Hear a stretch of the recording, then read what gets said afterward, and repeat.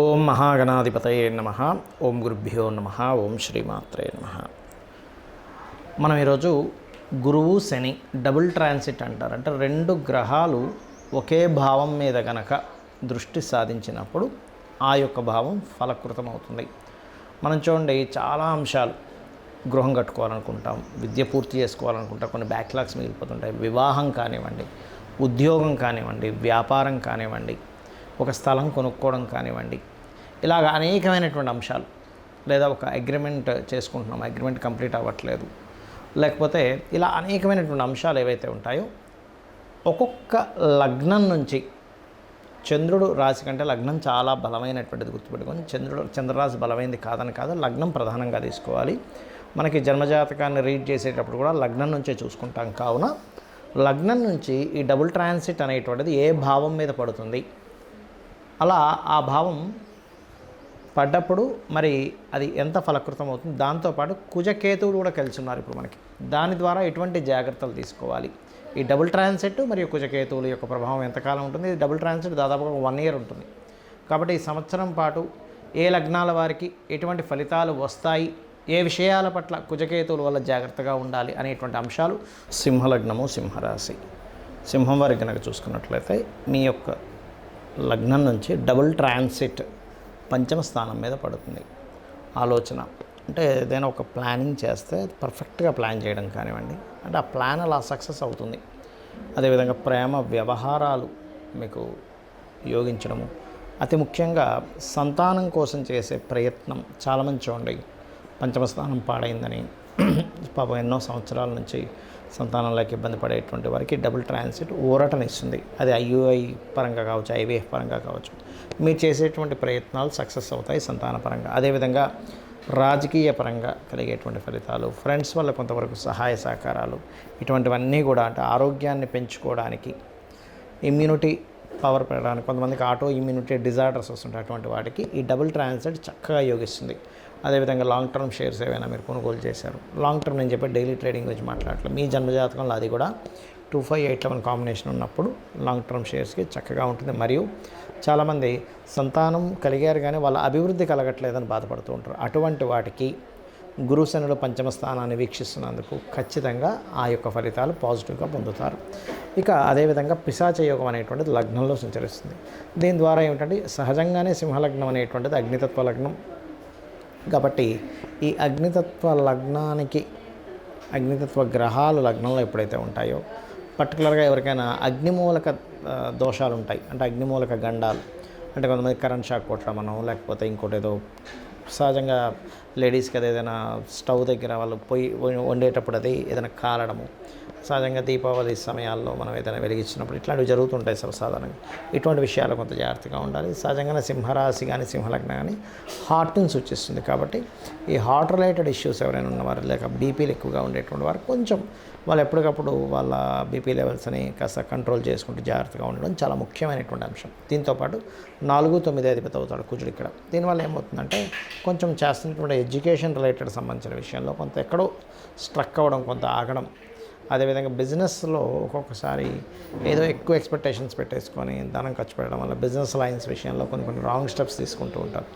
ఇటువంటి విషయాల్లో కొంత జాగ్రత్తగా ఉండాలి. కాకపోతే లక్కీగా మీకు బిజినెస్ లాభస్థానం మీద గురువు ఉన్నాడు కాబట్టి చాలా మట్టుకు కాపాడుతూ ఉంటాడు, అందులో ఎటువంటి సందేహం లేదు. కానీ ఏదేమైనప్పటికీ కూడా ఈ అగ్రెసివ్ నేచర్ని కొంచెం ఈ పవర్ రిలేటెడ్ వర్క్ చేసేటువంటి వారు, లేకపోతే బొగ్గుగనంలో వర్క్ చేసేవారు కూడా కొంత జాగ్రత్తగా ఉండాలి.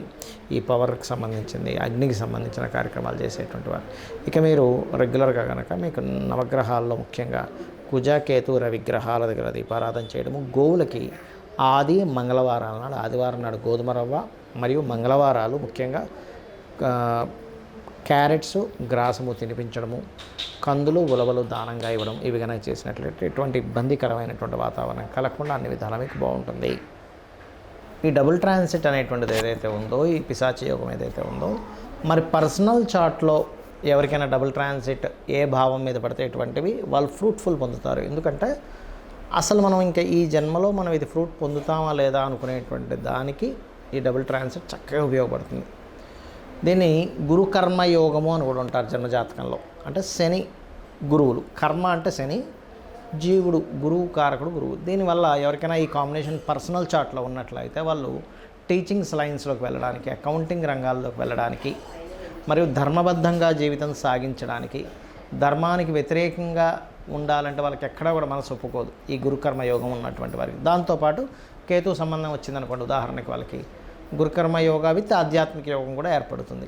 సో ఇది గుర్తుపెట్టుకోండి. అయితే ఈ డబుల్ ట్రాన్సిట్ కనుక ఎవరికైనా వాళ్ళ పర్సనల్ చార్ట్లో జన్మలగ్నం మీద సంబంధం ఏర్పడింది అనుకోండి, వాళ్ళు 100% ధర్మబద్ధంగా ఉంటారు. కాకపోతే లగ్నాధిపతి కూడా బాగుండాలి అక్కడ.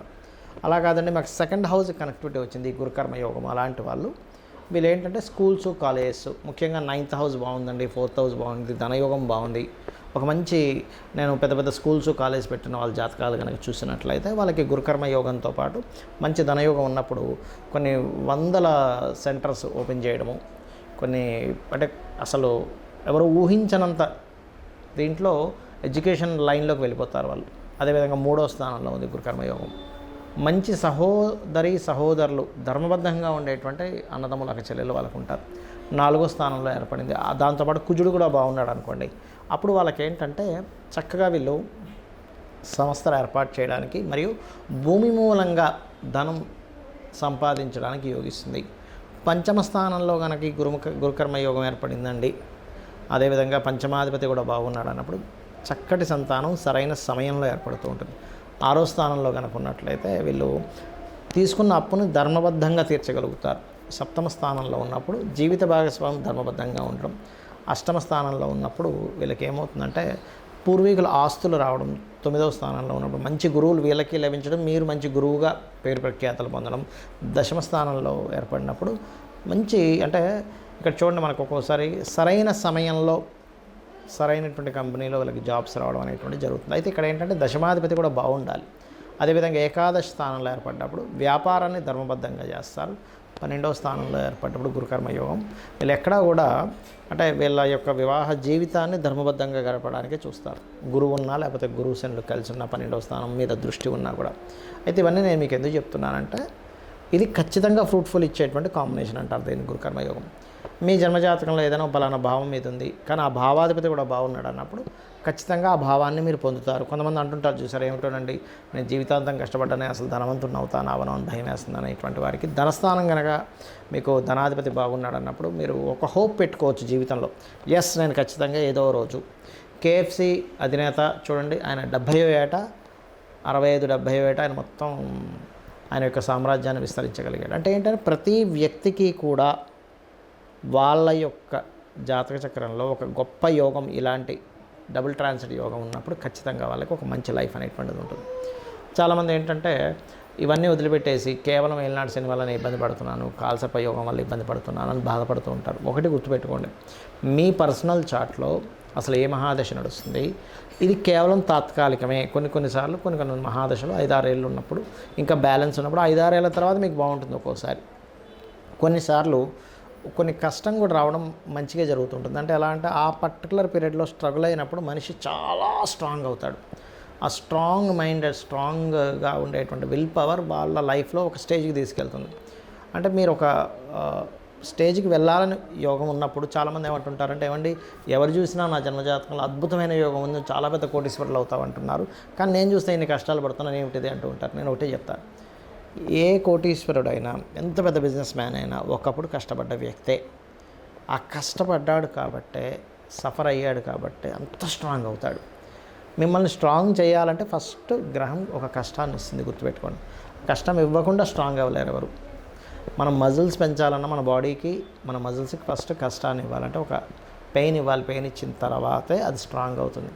సో మీ అందరికీ కూడా చెప్పేది ఒకటే, మీరు ఎటువంటి కష్టాల్లో ఎటువంటి ఇబ్బందుల్లో ఉన్నా మెయిన్గా ఇవాళ రేపు అప్పులు ఎక్కువగా ఇబ్బంది పడుతున్నారు అప్పుల బాధలతో. కాబట్టి ఓం అపర్ణాయే నమః, ఫైనాన్షియల్ గ్రోత్కి ఓం సంపత్కరీ సమారూఢ సింధుర వ్రజ సేవితాయే నమః అనే మంత్రం. లేదండి నాకు హ్యాపీనెస్ లేదు, బిజినెస్లో ఇంప్రూవ్మెంట్స్ లేవనుకునేటువంటి వారు ఓం ఇంద్రగోప పరిక్షిప్త స్మరతూనాభజంగికాయే నమః. అలా కాదు నాకు మంచి జాబ్ రావట్లేదు అనుకునేటువంటి వారు ఓం మాణిక్య మకుటాకార జానుద్వయ విరాజితాయే నమః అని చేసుకోండి. అన్ని విధాలు మీకు బాగుంటుంది. శ్రీమాత్రే నమః.